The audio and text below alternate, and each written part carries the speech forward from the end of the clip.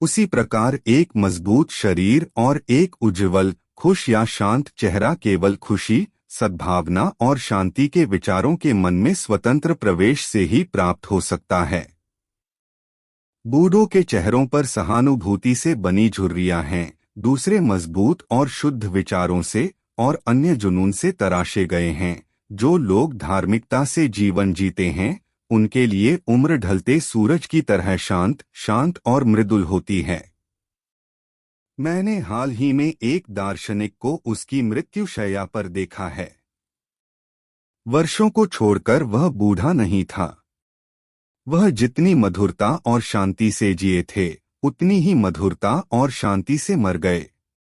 शरीर की बीमारियों को दूर करने के लिए हर्षित विचार के समान कोई चिकित्सक नहीं है। दुख और दुख की छाया को दूर करने के लिए सद्भावना की तुलना में कोई सांत्वना देने वाला नहीं है।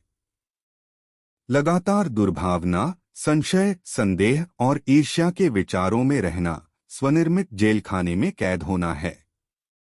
लेकिन सभी के बारे में अच्छा सोचना, सभी के साथ खुश रहना और धैर्यपूर्वक सभी में अच्छाई ढूंढना सीखना, ऐसे निस्वार्थ विचार ही स्वर्ग के द्वार हैं। और हर प्राणी के प्रति दिन ब दिन शांति के विचारों में रहने से उनके मालिक को अत्यधिक शांति मिलेगी। विचार और उद्देश्य। जब तक विचार उद्देश्य से नहीं जुड़ा होता, तब तक कोई बुद्धिमानीपूर्ण उपलब्धि नहीं होती। बहुमत के साथ विचार की लहर को जीवन के सागर में बहने की अनुमति है।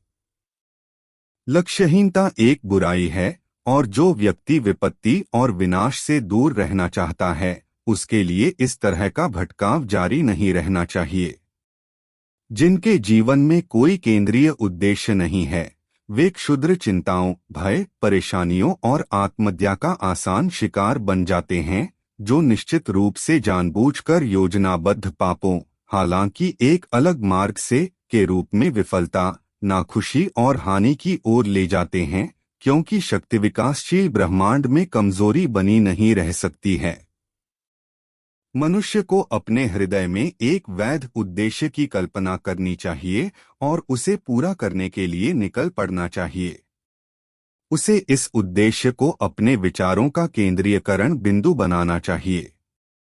यह एक आध्यात्मिक आदर्श का रूप ले सकता है, या यह एक सांसारिक वस्तु हो सकता है, उस समय उसके स्वभाव के अनुसार, लेकिन जो भी हो, उसे लगातार अपनी विचार शक्ति को उस वस्तु पर केंद्रित करना चाहिए जो उसने अपने सामने रखी है। उसे इस उद्देश्य को अपना सर्वोच्च कर्तव्य बनाना चाहिए और इसकी प्राप्ति के लिए खुद को समर्पित करना चाहिए। अपने विचारों को क्षणभंगुर कल्पनाओं, लालसाओं और कल्पनाओं में भटकने नहीं देना चाहिए। यह आत्मनियंत्रण और विचार की सच्ची एकाग्रता का शाही मार्ग है। भले ही वह अपने उद्देश्य को पूरा करने में बार बार असफल होता है, जैसा कि कमजोरी दूर होने तक उसे अवश्य करना चाहिए। प्राप्त चरित्र की ताकत उसकी सच्ची सफलता का माप होगी और यह भविष्य की शक्ति और विजय के लिए एक नया प्रारंभिक बिंदु बनेगी। जो लोग किसी महान उद्देश्य की प्राप्ति के लिए तैयार नहीं हैं, उन्हें अपने विचारों को अपने कर्तव्य के दोषरहित प्रदर्शन पर केंद्रित करना चाहिए, चाहे उनका कार्य कितना भी महत्वहीन क्यों न दिखाई दे। केवल इसी तरह से विचारों को इकट्ठा और केंद्रित किया जा सकता है और संकल्प और ऊर्जा विकसित की जा सकती है, जिसे पूरा करने के बाद ऐसा कुछ भी नहीं है जो पूरा न किया जा सके। सबसे कमजोर आत्मा अपनी कमजोरी को जानते हुए और इस सत्य पर विश्वास करते हुए कि ताकत केवल प्रयास और अभ्यास से ही विकसित की जा सकती है, तुरंत खुद को प्रयास करना शुरू कर देगी और प्रयास में प्रयास, धैर्य में धैर्य और ताकत में शक्ति जोड़ने से कभी भी विकास करना बंद नहीं होगा और अंततः दैवीय रूप से मजबूत हो जाएगी। जिस प्रकार शारीरिक रूप से कमजोर व्यक्ति सावधानी पूर्वक और धैर्यपूर्वक प्रशिक्षण द्वारा स्वयं को मजबूत बना सकता है, उसी प्रकार कमजोर विचारों वाले व्यक्ति भी सही सोच का अभ्यास करके स्वयं को मजबूत बना सकते हैं। लक्ष्यहीनता और कमजोरी को दूर करने के लिए और उद्देश्य के साथ सोचना शुरू करें। उन मजबूत लोगों की श्रेणी में प्रवेश करना है जो विफलता को ही उपलब्धि के मार्गों में से एक के रूप में पहचानते हैं, जो सभी परिस्थितियों को अपने अनुकूल बनाते हैं और जो दृढ़ता से सोचते हैं, निडरता से प्रयास करते हैं और निपुणता से पूरा करते हैं। अपने उद्देश्य की कल्पना करने के बाद एक व्यक्ति को मानसिक रूप से इसकी उपलब्धि के लिए एक सीधा रास्ता चिह्नित करना चाहिए, न तो दाईं ओर और न ही बाईं ओर देखना चाहिए। संदेह और भय पर कठोरता से काबू पाना चाहिए छोड़ा गया। वे विघटनकारी तत्व हैं जो प्रयास की सीधी रेखा को तोड़ देते हैं, उसे टेढ़ा, अप्रभावी, बेकार बना देते हैं। संदेह और भय के विचार कभी भी कुछ हासिल नहीं कर पाते और न ही कभी कर सकते हैं। वे सदैव असफलता की ओर ले जाते हैं। उद्देश्य, ऊर्जा, करने की शक्ति और सभी मजबूत विचार संदेह और भय आने पर समाप्त हो जाते हैं। करने की इच्छा उस ज्ञान से उत्पन्न होती है जो हम कर सकते हैं। संदेह और भय ज्ञान के महान शत्रु हैं, और जो उन्हें प्रोत्साहित करता है, जो उन्हें नहीं मारता, वह हर कदम पर खुद को विफल कर देता है।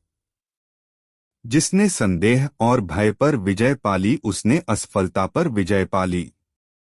उनका हर विचार शक्ति से जुड़ा हुआ है और सभी कठिनाइयों का बहादुरी से सामना किया जाता है और बुद्धिमानी से पार किया जाता है। उनका उद्देश्य मौसम के अनुसार रोपण करना है और वे खिलते हैं और फल लाते हैं जो समय से पहले जमीन पर नहीं गिरते हैं। उद्देश्य से निडरता से जुड़ा हुआ विचार रचनात्मक शक्ति बन जाता है। जो यह जानता है वह केवल ढुलमुल विचारों और उतार चढ़ाव वाली संवेदनाओं के बंडल से कुछ ऊंचा और मजबूत बनने के लिए तैयार है। जो ऐसा करता है वह अपनी मानसिक शक्तियों का सचेतन और बुद्धिमान स्वामी बन गया है।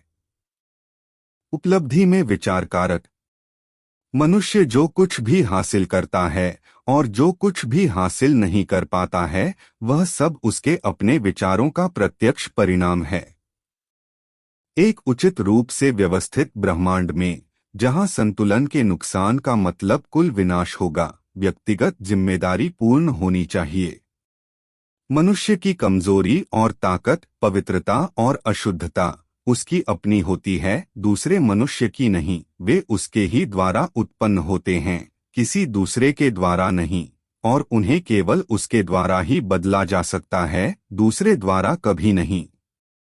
उसकी हालत भी उसकी अपनी है, किसी दूसरे आदमी की नहीं। उसके कष्ट और उसकी खुशियां भीतर से विकसित होती हैं। वह जैसा सोचता है वैसा ही होता है, वह जैसा सोचता रहता है वैसा ही बना रहता है। एक मजबूत आदमी किसी कमजोर की मदद नहीं कर सकता जब तक कि कमजोर मदद करने को तैयार न हो, और तब भी कमजोर आदमी को खुद से मजबूत बनना होगा। उसे अपने प्रयासों से वह शक्ति विकसित करनी होगी जिसकी वह दूसरे में प्रशंसा करता है।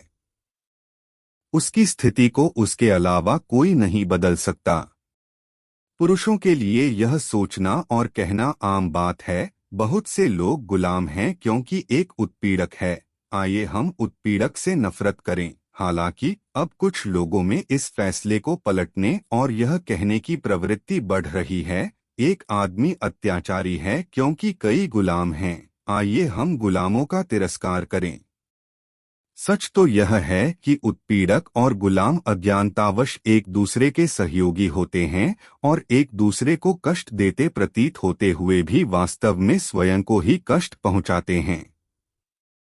एक पूर्ण ज्ञान उत्पीड़ितों की कमजोरी और उत्पीड़क की शक्ति के दुरुपयोग में कानून की कार्रवाई को समझता है।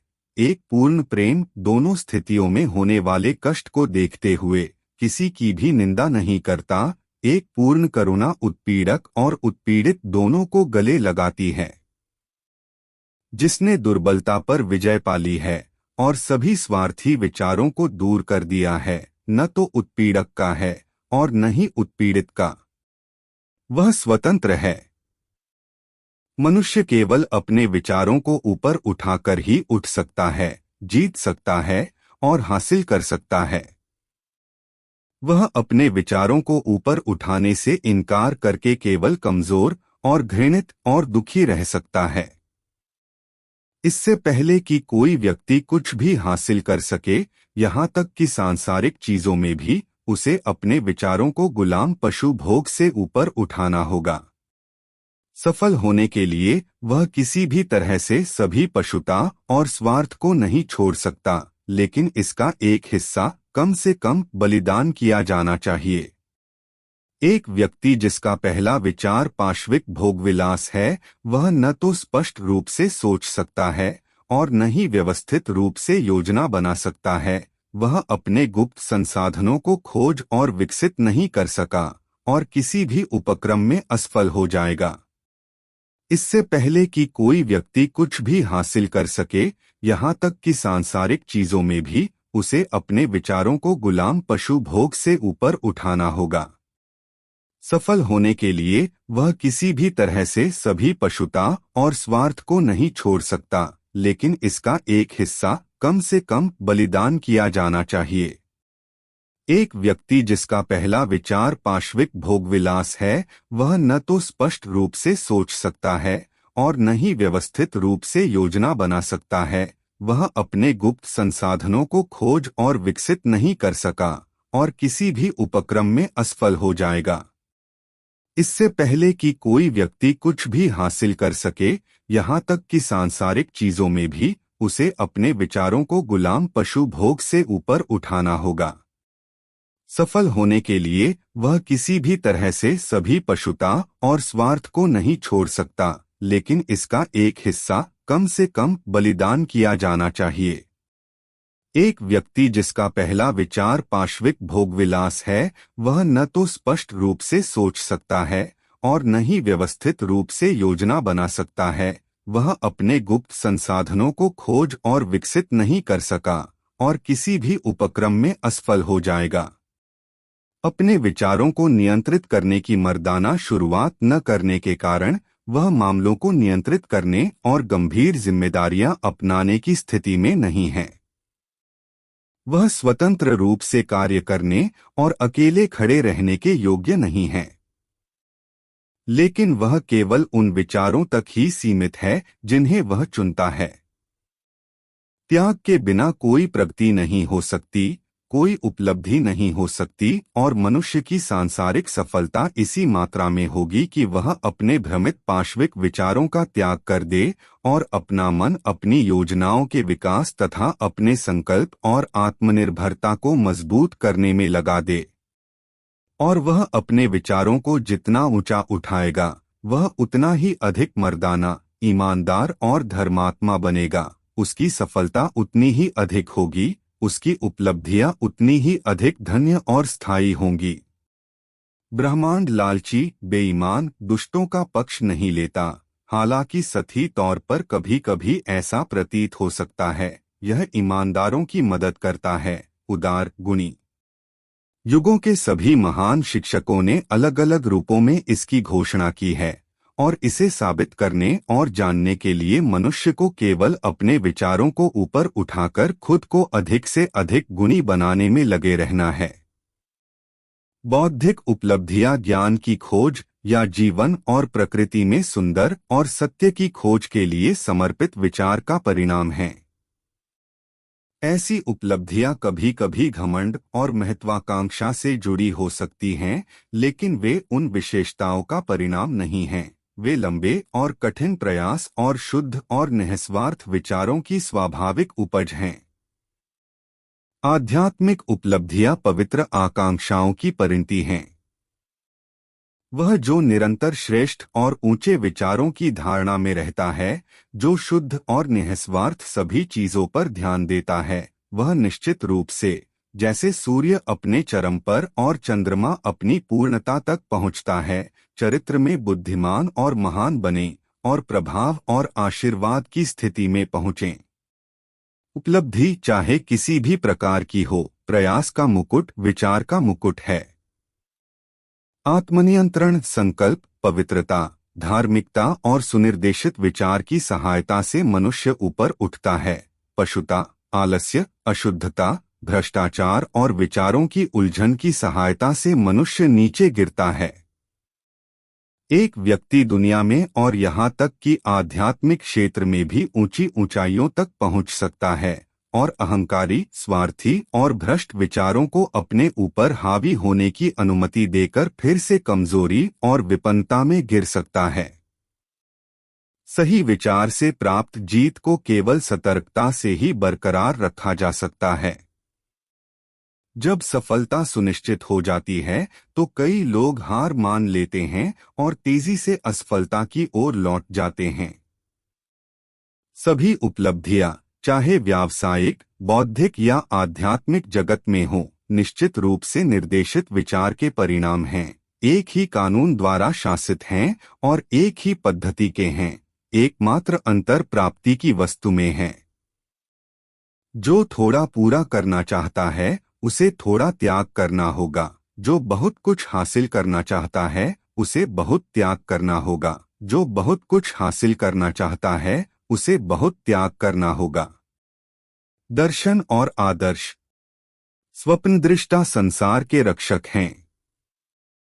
जैसे दृश्य संसार अदृश्य द्वारा कायम है, वैसे ही मनुष्य अपने सभी परीक्षणों और पापों और घिनौने व्यवसायों के माध्यम से अपने अकेले सपने देखने वालों के सुंदर दृश्यों से पोषित होते हैं। मानवता अपने सपने देखने वालों को नहीं भूल सकती। यह उनके आदर्शों को धूमिल और खत्म नहीं होने दे सकता। यह उनमें रहता है। यह उन्हें उन वास्तविकताओं में जानता है जिन्हें वह एक दिन देखेगा और जानेगा। संगीतकार, मूर्तिकार, चित्रकार, कवि, पैगंबर, ऋषि, ये परलोक के निर्माता, स्वर्ग के वास्तुकार हैं। दुनिया खूबसूरत है क्योंकि वे जी चुके हैं। उनके बिना मेहनतकश मानवता नष्ट हो जाएगी। जो अपने हृदय में एक सुंदर दृष्टि, एक ऊंचे आदर्श को संजोता है, उसे एक दिन इसका एहसास अवश्य होता है। कोलंबस के मन में दूसरी दुनिया का सपना था और उसने इसकी खोज की। कोपरनिकस ने अनेक विश्वों और एक व्यापक ब्रह्मांड की दृष्टि को बढ़ावा दिया और उसने यह प्रकट किया। बुद्ध ने निर्मल सौंदर्य और पूर्ण शांति के आध्यात्मिक संसार का दर्शन किया और वे उसमें प्रवेश कर गए। अपने दर्शनों को संजोएं, अपने आदर्शों को संजोएं, उस संगीत को सराहें जो आपके दिल में हलचल मचाता है। वह सुंदरता जो आपके दिमाग में बनती है, वह सुंदरता जो आपके शुद्धतम विचारों को लपेटती है, क्योंकि उनमें से सभी रमणीय स्थितियां, सारा स्वर्गीय वातावरण विकसित होगा। इनमें से यदि आप फिर भी उनके प्रति सच्चे रहें तो अंततः आपकी दुनिया बन जाएगी। इच्छा करना प्राप्त करना है, आकांक्षा करना हासिल करना है। क्या मनुष्य की सबसे बुनियादी इच्छाओं को पूर्ण संतुष्टि मिलेगी और उसकी शुद्धतम आकांक्षाएं भोजन के अभाव में भूखी रहेंगी? ऐसा कानून नहीं है। चीजों की ऐसी स्थिति कभी भी प्राप्त नहीं की जा सकती। मांगो और प्राप्त करो। ऊंचे ऊंचे सपने देखो और जैसा तुम सपने देखोगे वैसे ही तुम बन जाओगे। आपका दृष्टिकोण इस बात का वादा है कि आप एक दिन क्या बनेंगे। आपका आदर्श उस चीज की भविष्यवाणी है जिसे आप अंततः प्रकट करेंगे। सबसे बड़ी उपलब्धि पहले और कुछ समय के लिए एक सपना थी। ओक बलूत के फल में सोता है, पक्षी अंडे में प्रतीक्षा कर रहा है और आत्मा की उच्चतम दृष्टि में एक जागृत देवदूत हलचल मचाता है।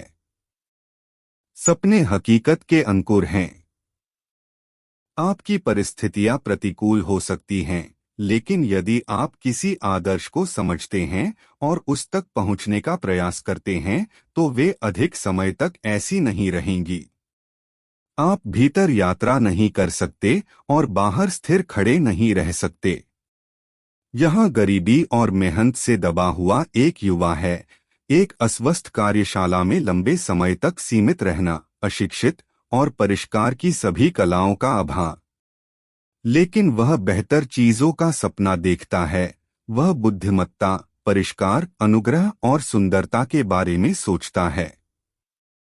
वह कल्पना करता है, मानसिक रूप से निर्माण करता है।